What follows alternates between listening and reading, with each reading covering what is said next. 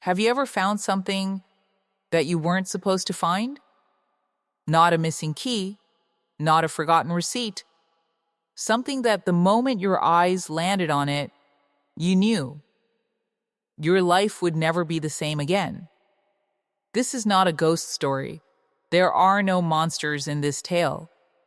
But what happened to Daniel is, in many ways, far more terrifying. Because the monster was someone he loved, and the weapon was a photograph. Let the silence breathe for 3 seconds. Let me take you back to where it all began.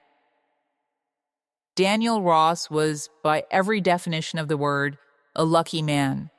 At 34, he had the life most people spend their entire lives chasing.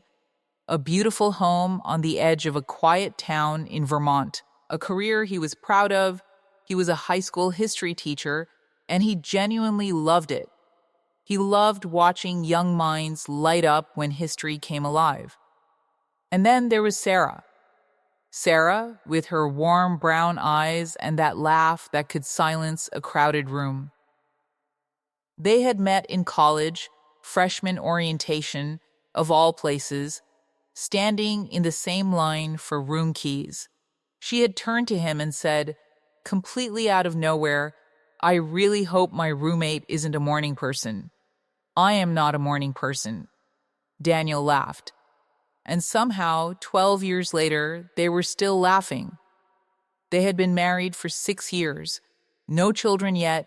They were in no rush. They had a dog named Chester, a golden retriever who believed he was the actual head of the household. They took road trips on long weekends. They argued about what to watch on Friday nights. They burned dinner sometimes and called it a cooking experiment. It was ordinary. Wonderfully, peacefully ordinary. Daniel had never felt more grateful for anything in his life. But gratitude, as we all eventually learn, doesn't protect you from the truth. It was a Saturday morning in early November. Sarah had gone to her sister's house for the weekend, a girls' trip she had been planning for weeks. Daniel had smiled, kissed her goodbye, told her to drive safe. He spent the morning grading papers, made himself a terrible cup of coffee, took Chester for a long walk through the frost-bitten fields behind their house. It was the kind of quiet weekend he genuinely enjoyed. In the early afternoon, he decided to do something he had been putting off for months: clean out the storage boxes in the attic.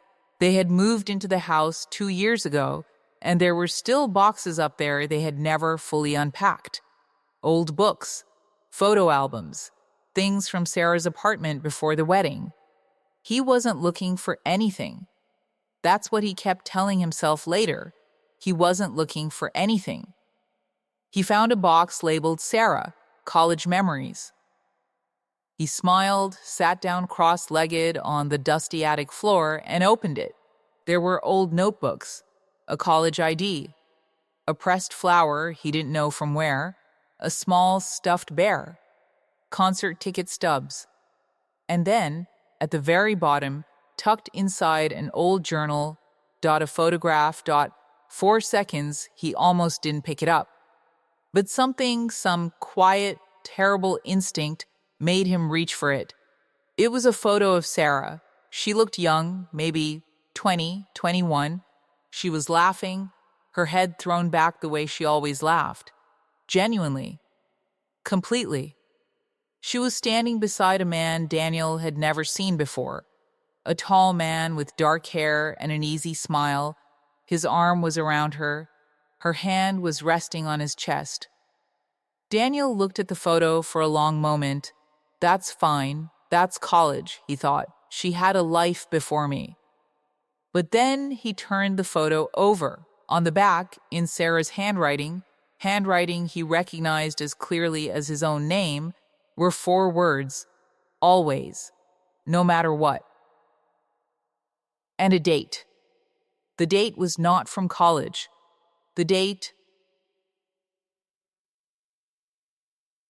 was 8 months ago. Daniel sat in that attic for a very long time. He didn't cry. He didn't move. He just sat there, holding a photograph, feeling the entire architecture of his life slowly, silently collapse. You know that feeling, that awful, hollow feeling, when you realize the story you thought you were living isn't the real story? When the person you trusted more than anyone in this world becomes a stranger in an instant? That's where Daniel was, in that gap between what he thought was true and what the photograph was telling him. He spent the rest of the day in a fog. He didn't call Sarah. He didn't call anyone. He just sat with it, with the weight of it. That night, he did something he had never done before in their marriage. He went through her things. Not all of them, just the things that had suddenly become suspicious, the late evenings at work, the weekends with her sister, the way her phone was always face down on the table. He didn't find anything dramatic. No messages, no emails. Sarah was careful, or maybe he wasn't looking in the right places. But the photograph burned in his mind. Always. No matter what. 8 months ago, when she came home Sunday evening, he looked at her, really looked at her, and realized he didn't know how to look at her the same way anymore. She kissed him on the cheek, told him she missed him, made dinner, complained about the traffic, and he smiled and nodded and died a little inside. Because Daniel was not a man who acted on impulse. He needed to know the truth, the whole truth, before he did anything, before he said anything. So he waited. Over the next 2 weeks, Daniel pieced together the truth the way an archaeologist uncovers ruins, slowly, carefully, and with a growing sense of dread at what he was finding. The man in the photo was named Marcus. He was a colleague of Sarah's, someone she had worked with at the nonprofit where she spent 3 days a week volunteering, a man with a wife of his own. Children. Daniel didn't confront either of them. Not yet. He needed one thing first. He needed to understand the why. So one evening, when Sarah was in the shower, he did something he hated himself for. He looked at her journal, not the old college one, the current one she kept on her nightstand. He had always respected that journal as private. It was hers, completely hers. But he needed the truth more than he needed to feel like a good person in that moment. What he read broke him in a way the photograph hadn't. Sarah hadn't written about a grand passion. She hadn't written about being in love. She had written about loneliness, about feeling invisible, about a marriage where she felt like a roommate, not a partner, about not knowing how to say any of this to Daniel because he seemed so happy and she didn't want to be the one to shatter that happiness. She had written, "I know what I'm doing is wrong. I know. But for the first time in 2 years, I feel like someone is actually seeing me." Daniel read that and had to sit down on the floor. Because here was the terrible thing, the thing that changed everything all over again. He recognized himself in what she had written. He had been so busy being content that he had stopped paying attention. He had stopped asking. He had stopped really looking at her. The betrayal was real. The pain was real. But so was his part in the silence that had made space for it. He chose a Thursday evening. He made dinner, her favorite, pasta with the lemon sauce she loved. He lit no candles, set no dramatic stage. He just made dinner, and when she sat down across from him, he placed the photograph between. Sarah looked at it for a long time. She didn't make excuses. She didn't lie. Maybe she was tired of carrying it. Maybe she had known, somewhere deep down, that it would come out eventually. She looked up at him and said, "I'm so sorry, Daniel." And he believed her.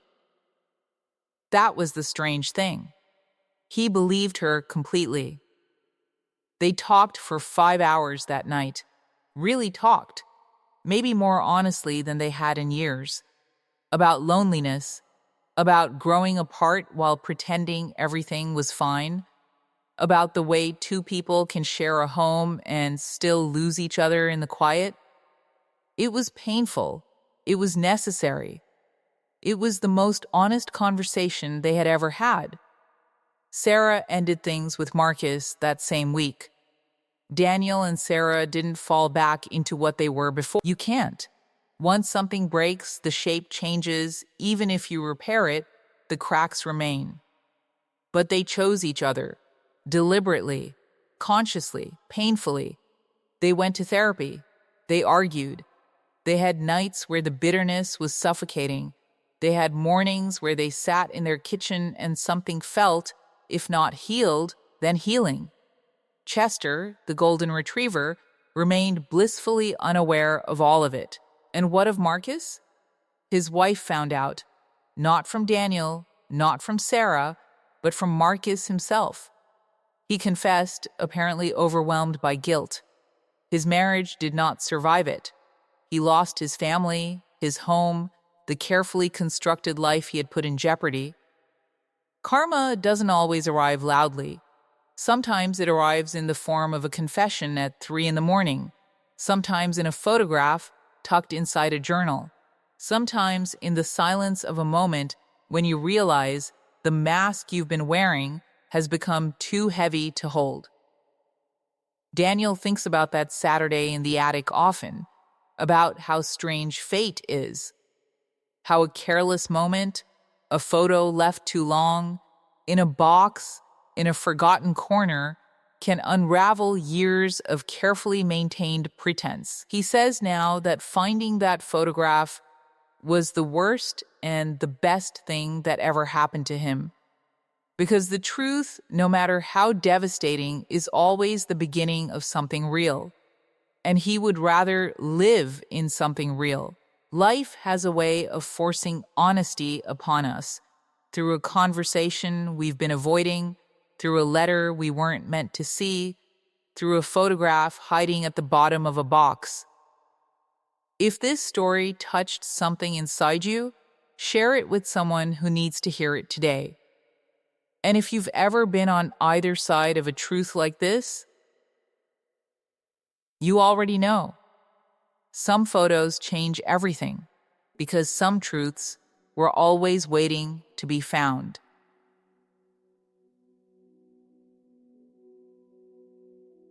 Music fades in this has been Soul Tales. Until next time, take care of your heart and take care of each other.